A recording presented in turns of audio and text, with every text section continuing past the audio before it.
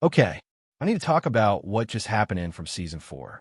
Because I've been sitting with this for days now, and I still feel unsettled in a way that most TV shows, even good ones, just can't pull off. This isn't a jump scare, kind of unsettled. It's not a gore thing. It's the kind of dread that settles into your chest slowly, like cold water rising, because the show just revealed something that changes everything you thought you understood about this world. And the worst part? It all revolves around Jim Matthews. Quiet, stubborn, desperate Jim. The guy who spent 3 seasons trying to hold his family together. The guy who built a radio tower with his bare hands because he refused to give up. The guy who loved his wife with everything he had. That guy is gone. And the way he went out, and what it means, might be the most psychologically devastating thing from has ever done. So let's talk about it. Let's really talk about it. If you're new here, let me give you a quick foundation. From is not a normal horror show. It is not about jump scares or cheap tension. It's a slow burn, deeply layered psychological horror series about a town. We literally don't know the name of it. That people cannot escape. You drive in, and you can never drive out. The roads loop back. The forest is wrong. And every single night when the sun goes down, creatures that look like people come to the doors of the houses, smiling, whispering, and if you let them in, you die. That's the baseline reality these characters live in every single day. Now, across 3 seasons, the show built up Jim Matthews as the emotional anchor of the story. His family, his wife Tabitha, his son Ethan, his daughter Julie, they're the heart of the show. You feel for them. You root for them. Jim is not a hero in the traditional sense. He's a dad. He's a husband. He makes mistakes. He gets frustrated. He sometimes doesn't listen when he should. But his love for his family is never in question. And that love is exactly what the show weaponizes against him. And against us. Before we get to Jim's death, we have to talk about the man in yellow. Because he is everything.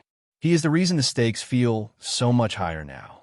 And honestly, he might be the most frightening villain the show has introduced. Not because he's loud or violent, but because of what he represents. Intelligence with no morality. Patience with no mercy. The man in yellow has been lurking at the edges of this story since the very beginning, hiding in plain sight. He appears in visions, in children's drawings, in the nightmares of people who are sensitive to whatever supernatural frequency this town operates on. He's dressed in yellow, always, and there's something about the color itself that feels wrong. Yellow is supposed to be warm, bright, safe. But in this context, it feels like a warning, like a sign on a door that says danger in a language you almost understand. What makes him so terrifying is his methodology. He doesn't just kill. He observes. He studies. He waits for people to reach their breaking point, and then he nudges. Just a little. Just enough to push someone over the edge that they were already standing on. He is a manipulator at the deepest level. And Season 4 has started pulling back the curtain on just how deliberate his actions are. He's not reacting to these characters. He is directing them, like pieces on a board that don't know they're being moved. And the person he chose to move first, the sacrifice that opened Act 1 of whatever endgame he's playing, was Jim. Here's what makes Jim's death so gutting before we even get to the twist. The show did not rush it. They gave us time to believe that Jim might be okay. That maybe, just maybe, this family would catch a break. Jim spent so much of Season 3 separated from his family, fighting his own battles, trying to figure out the rules of this town. And when he and Tabitha finally found each other again, when the family had a moment of reunion and warmth, the show let you breathe. It let you hope. That was intentional. That was the show setting a trap. The hope is the trap. Because right when you think Jim has turned a corner, right when he starts to seem like he might actually be moving toward understanding something real about this town, about what it wants, about how to survive it, the man in yellow enters the picture. And Jim, being Jim, doesn't run. He doesn't look away. He tries to understand.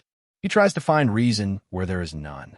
And that curiosity, that stubborn, beautiful human curiosity, is exactly what gets him killed.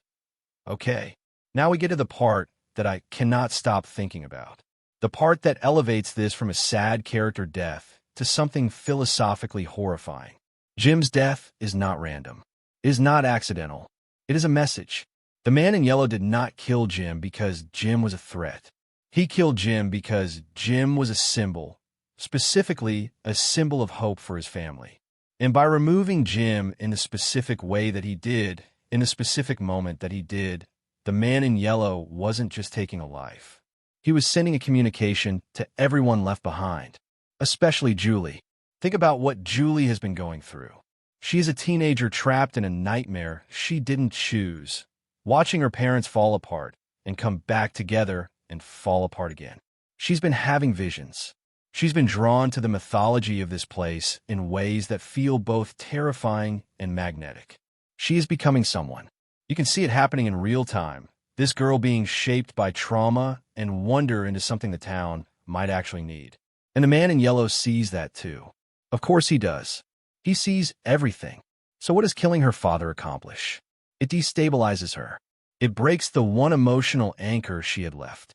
It takes the person who believed in her most unconditionally and removes him from the board. And it forces Julie to make a choice. Does she collapse under the grief? Or does she channel it into something? Does she pull back?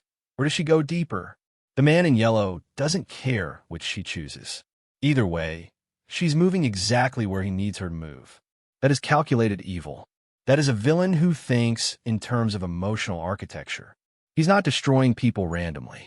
He's designing their pain with purpose. And that is so much scarier than any monster that just wants blood. Let's stay with Julie for a moment, because I think she's the emotional core of Season 4, and her reaction to her father's death is where the show is doing its best work. There is something particular about losing a parent as a teenager. It is not just grief. It is the destruction of a framework. Your parents are supposed to be permanent. They're supposed to be there when you figure out who you are. They're supposed to see you become yourself. When that gets taken away, especially violently, especially suddenly, you don't just lose a person. You lose a version of your future. You lose the witness to your life.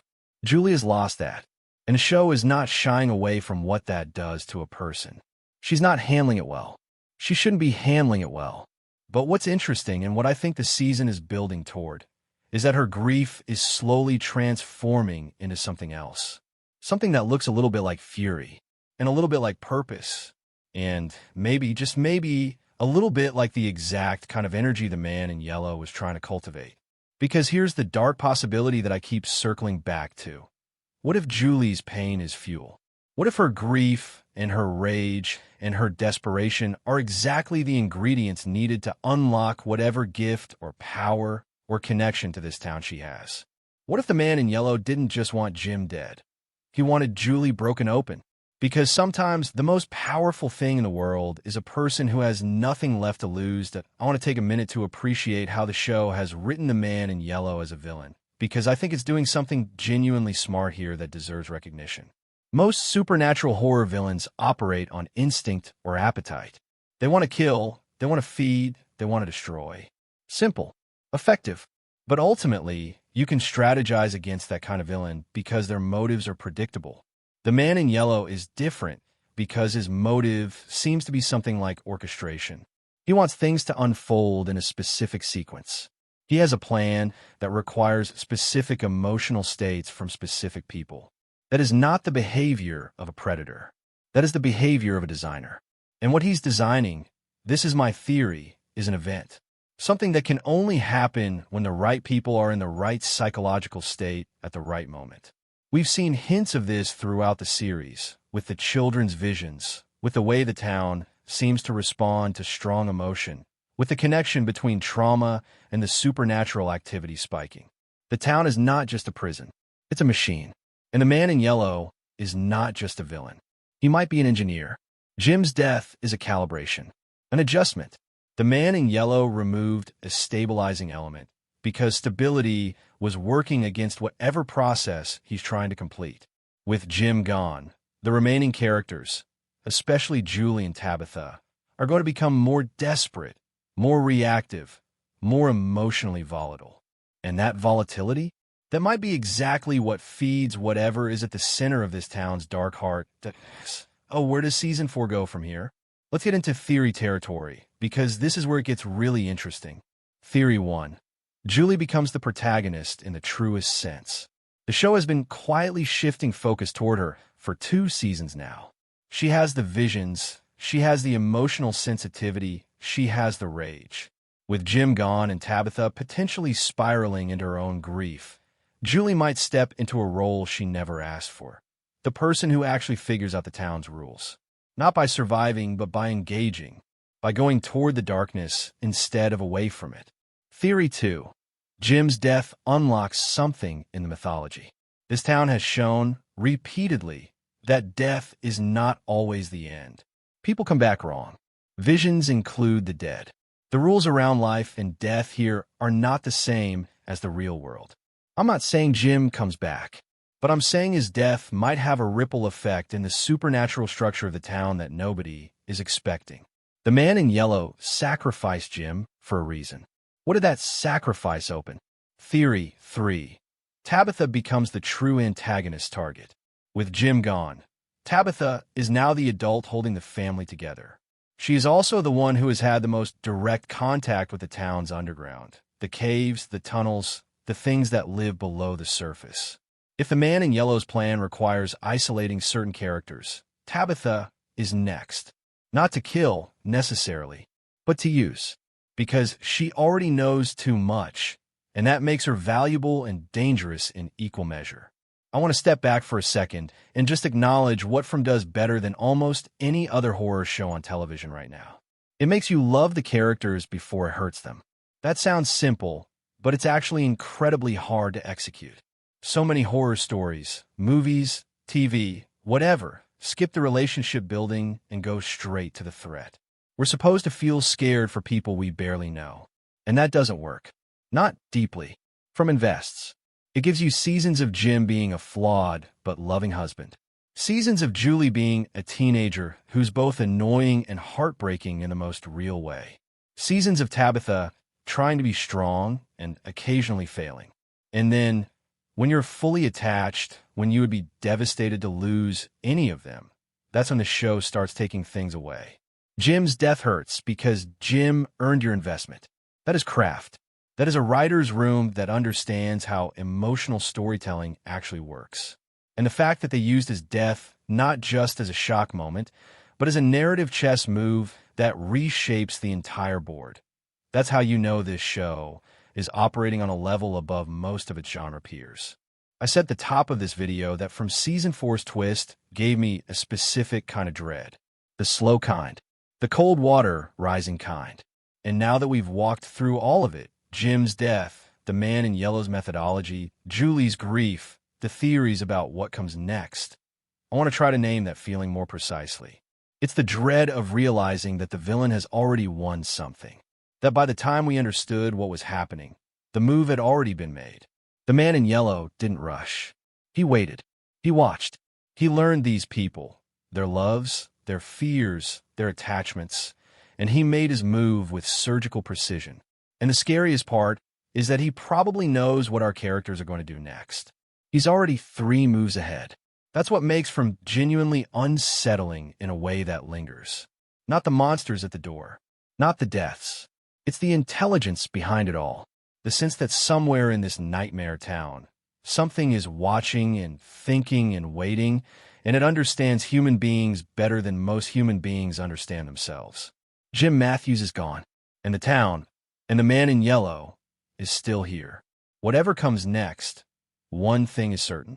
This show is not going to let us breathe. And honestly, I wouldn't have it any other way. If you made it this far, drop a comment. What's your theory about the man in yellow's endgame? Are you team Julie figures it out? Or do you think this town has something worse planned? Let me know. I read everything. And as always, don't open the door.